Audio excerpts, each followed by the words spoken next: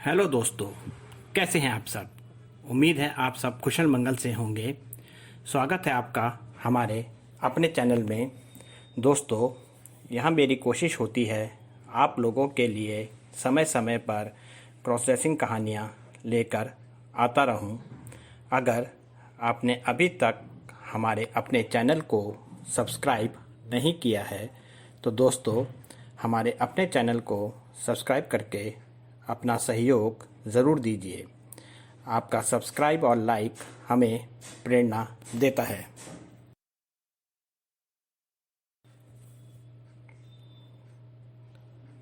आज की हमारी आत्मकथा सुमित या सुमित्रा की आत्मकथा का भाग 2 है, जिसमें आपने पिछले भाग में पढ़ा था कि क्यों मुझे अपना नाम सुमित से ज़्यादा सुमित्रा पसंद आता था। कैसे मैं अपने अंदर छुपी सुमित्रा को सबसे छुपाते हुए एकांत में बाहर लाता था। अपनी बंदिशों को जानते हुए भी मैं अपने सुमित्रा वाले रूप के साथ मस्ती किया करता था और अपने सुमित्रा वाले रूप के साथ बहुत खुश था। मेरा यह राज सिर्फ मैं और सुमित्रा ही जानते थे।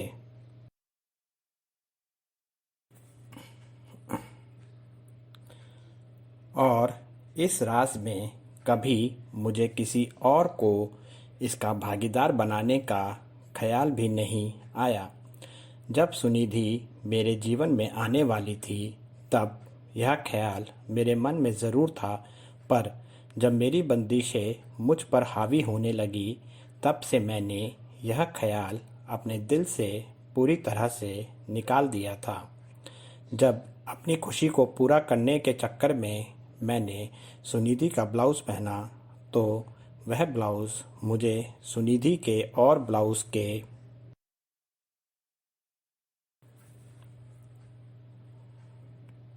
मुकाबले ज़्यादा टाइट लगा। सुनिधि के ब्लाउज़ पहनने का मेरे पास अच्छा खासा अनुभव था। अपनी खुशी में मैंने ब्लाउज़ के फट जाने का भी ख्याल नहीं किया और उस ब्लाउज़ के साथ ज़बरदस्ती करते हुए मैंने वह ब्लाउज़ अपने शरीर पर पहन लिया। ब्लाउज़ की बाजू से सिलाई खुल गई थी और मैं यह सोचकर बहुत डर गया था कि सुनिधि अगर फटा ब्लाउज़ देखेगी तो उसे समझ आ जाएगा कि किसी ने उसके ब्लाउज़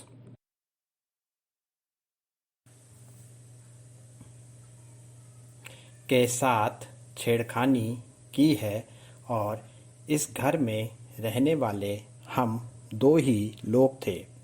मैंने फटाफट वह ब्लाउज़ उतारकर साड़ी के साथ सुनिधि की अलमारी में रख दिया। सुनिधि के ऑफिस से आने का टाइम होने वाला था। मेरे पास इतना समय नहीं था कि मैं बाज़ार जाकर सुनिधि के ब्लाउज़ को ठीक करवा देता, इसीलिए मैंने सोचा कि जितनी जल्दी मुझे मौका मिलेगा मैं बाज़ार जाकर सुनिधि के ब्लाउज़ को ठीक करवा दूंगा।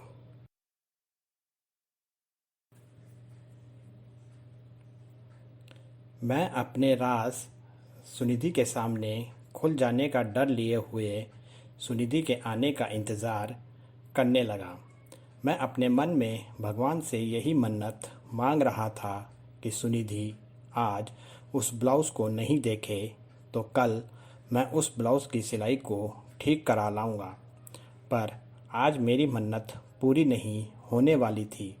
सुनिधि अलमारी से वह ब्लाउज़ निकाल कर मेरे सामने ले आई और बोली कि देखो, आजकल के दर्जी सही से कपड़ों की सिलाई भी नहीं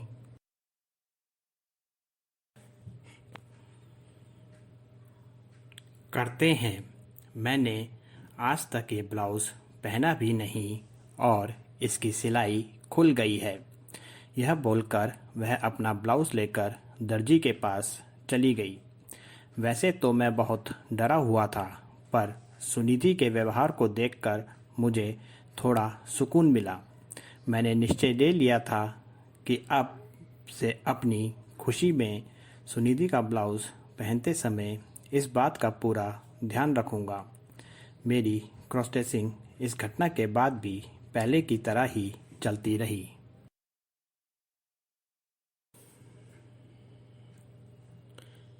जिस ब्लाउज़ की सिलाई मेरे कारण खुल गई थी, उस ब्लाउज़ को मैंने कभी दोबारा नहीं पहना। मुझे एक बात समझ नहीं आई थी कि वह ब्लाउज़ मुझे सुनिधि के और ब्लाउज़ से ज़्यादा टाइट क्यों लगा। सुमित्रा के दिन मस्ती के साथ बीत रहे थे। सुनिधि से पहले घर आ जाना और किसी दिन बहाना बनाकर काम पर न जाना मेरी आदत बन चुकी थी। कुछ दिन बाद वह त्योहार आने वाला था जिसका इंतज़ार हर सुहागन स्त्री को अपने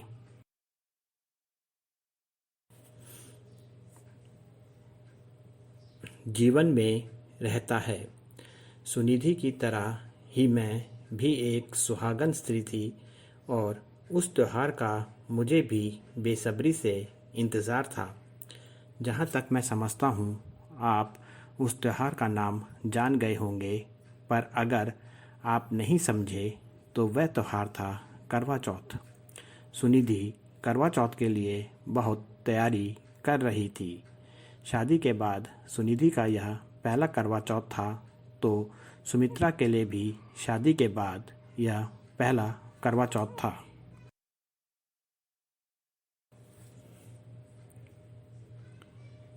मेरी माँ की तरफ से सुनिधि के लिए नई नई साड़ियाँ आई थी, तो साज श्रृंगार का सारा सामान सुनिधि खरीद कर ला रही थी। सुनिधि मुझे अपने साज श्रृंगार का हर सामान दिखाती थी।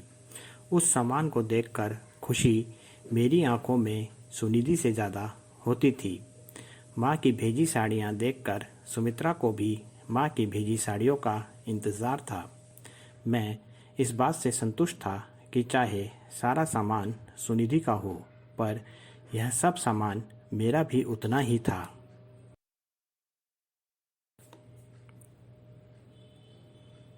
जितना सुनिधि का। मुझे भी सुनिधि की तरह वह सब सामान पहनने को मिलने वाला था। करवा चौथ का दिन आ गया। सुनिधि ने सुबह से मेरे लिए करवा चौथ का व्रत रखा हुआ था। जब दिन में पूजा करने का समय आया तो सुनिधि अचानक से चक्कर खाकर नीचे ज़मीन पर गिर गई। मैं सुनिधि को अपनी बाहों में उठाकर कमरे में लेकर आया। थोड़ी देर में सुनिधि को होश आया तो वह बोली कि उसको बहुत कमज़ोरी लग रही है, इसलिए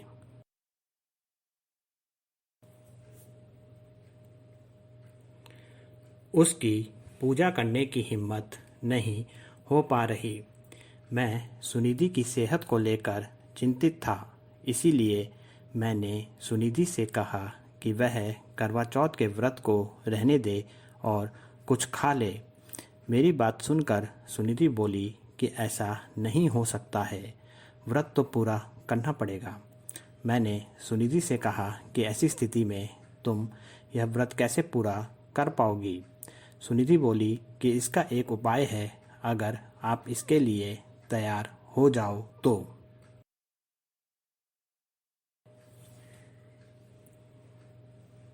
मैं सुनिधि का उपाय सुनना चाहता था, इसीलिए मैंने कहा कि मैं तैयार हूँ, उपाय बताओ। सुनिधि बोली कि आप और मैं एक जिस्म एक जान है, तो आप मेरी जगह पर यह पूजा कर सकते हैं। इससे पूजा आप करोगे और प्रार्थना मेरी पूरी हो जाएगी। सुनिधि का उपाय सुनकर मैं मन में खुश हो गया, पर सुनिधि को अपनी खुशी न दिखाते हुए मैंने कहा कि ऐसा कैसे हो सकता है। तब सुनिधि बोली कि बस आज की ही तो बात है।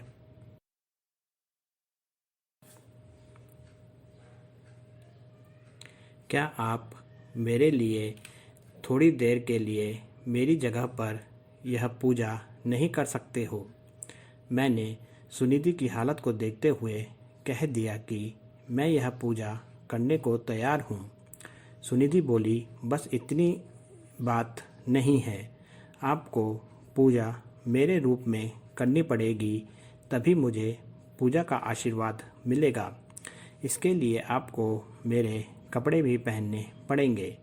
मैं मन से बहुत खुश था, पर फिर भी मैंने सुनिधि से कहा कि ऐसा कैसे हो सकता है, और खुशी खुशी में मेरे मुंह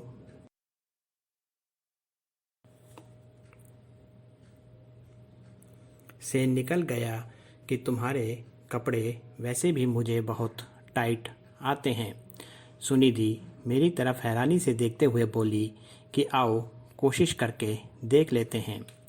सुनिधि ने अपनी अलमारी खोली जो रंग बिरंगी साड़ियों से भरी हुई थी। उसने वही साड़ी निकाली जो उसे माँ ने दी थी और जिसका ब्लाउज़ मेरे कारण फट गया था। सुनिधि बोली, मैं आपको तैयार कर दूंगी, पर पहले आप यह ब्लाउज़ और पेटीकोट पहनकर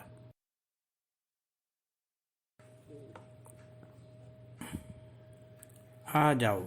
मैंने जैसे ही ब्लाउज़ और पेटीकोट को छुआ, मेरी खुशी की कोई सीमा नहीं थी।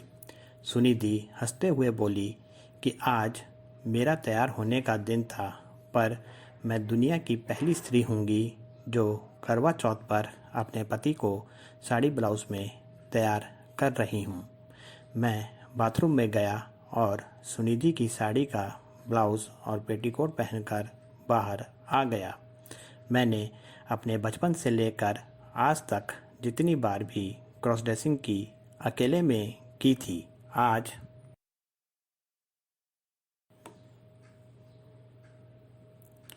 पहली बार था जो मैं क्रॉस ड्रेसिंग करके किसी के सामने आया था। शर्म से मेरी आंखें झुकी हुई थी, क्योंकि सुनिधि को मैंने अपना पति भी माना था, इसीलिए सुमित्रा का शर्माना बनता था। सुनिधि मेरे को पेटीकोट और ब्लाउज़ में देखकर मुस्कुराई और मेरे हुस्न की तारीफ़ करने लगी। मैं हैरान था कि जिस दिन यह ब्लाउज़ मैंने पहले पहना था, उस दिन यह ब्लाउज़ मुझे बहुत टाइट आ रहा था, पर आज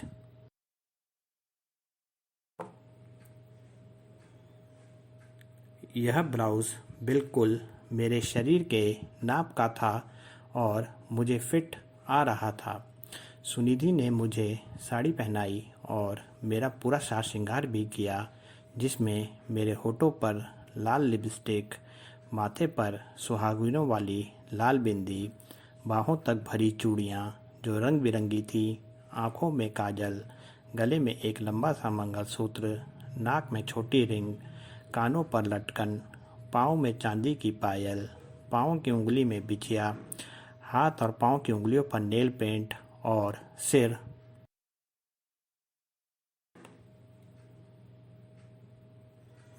के बालों की छोटी सी चुटिया बनाकर सिर पर साड़ी का पल्लू रख दिया। अब मैं सुनिधि की जगह पर उसके रूप में पूजा करने को तैयार था।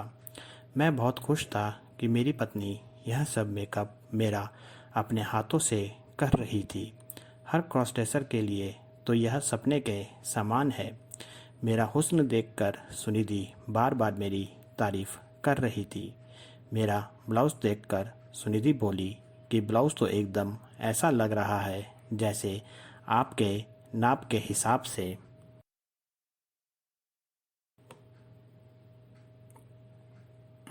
सिलवाया हो। मैं तो कहती हूँ कि मेरे इस ब्लाउज़ को आप ही रख लो, और हंसने लगी। सुनिधि को मेरे साथ यूँ मस्ती करते देख मैं भी मस्ती के मूड में आ गया और कहा कि कह तो ऐसे रही हो जैसे यह ब्लाउज़ तुम मुझे सच में ही दे दोगी। तब सुनिधि बोली, क्यों नहीं दूंगी, अभी भी तो दिया है आपके नाप का ब्लाउज़। मैं उसके जवाब से हैरान हो गया। तब सुनिधि बोली कि मैं सब जानती हूँ कि आप मेरे पीछे मेरी ड्रेसेस पहनते हो। वह बोली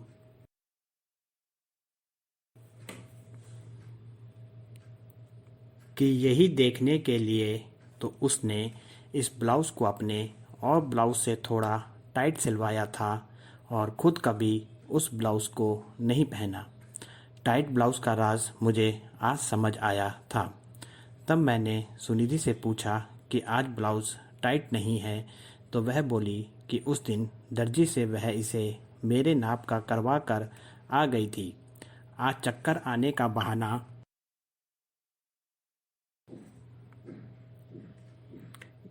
भी सुनिधि ने बनाया था। दरअसल वह मेरे सुमित्रा वाले रूप को बाहर लाना चाहती थी और इसके लिए उसने आज करवा चौथ का दिन चुना था।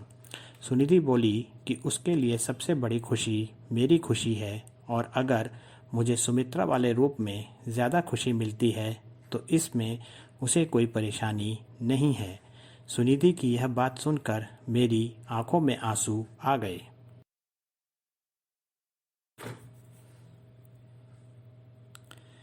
कहते हैं ना, जीवन साथी वह होता है जिससे कोई राज छुप नहीं पाता।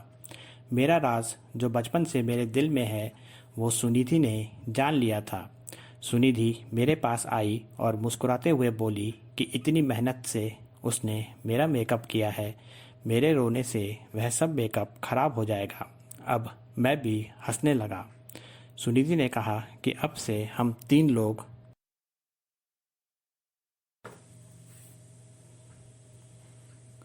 इस घर में हो गए हैं, आप, मैं और क्या नाम दूं आपके इस रूप को?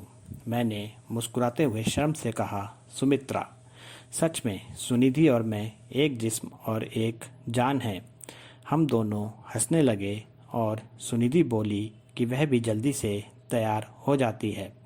फिर हम दोनों ने साथ में करवा चौथ का त्यौहार मनाया। आज सुनिधि ने मुझे 2 जीवन के अनमोल उपहार दिए। एक तो मेरी लंबी उम्र के लिए रखा हुआ उसका व्रत और दूसरी मेरी चाहत को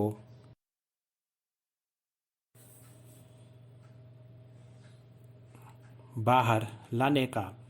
आज मैं पहली बार किसी के साथ इस तरह से खुलकर तैयार हुआ था। जीवन साथी का यही प्यार तो रिश्ते को मजबूत बनाता है। क्या आप मेरी इस बात से सहमत हैं? कमेंट सेक्शन में बताइए। कहानी को पूरा सुनने के लिए धन्यवाद दोस्तों।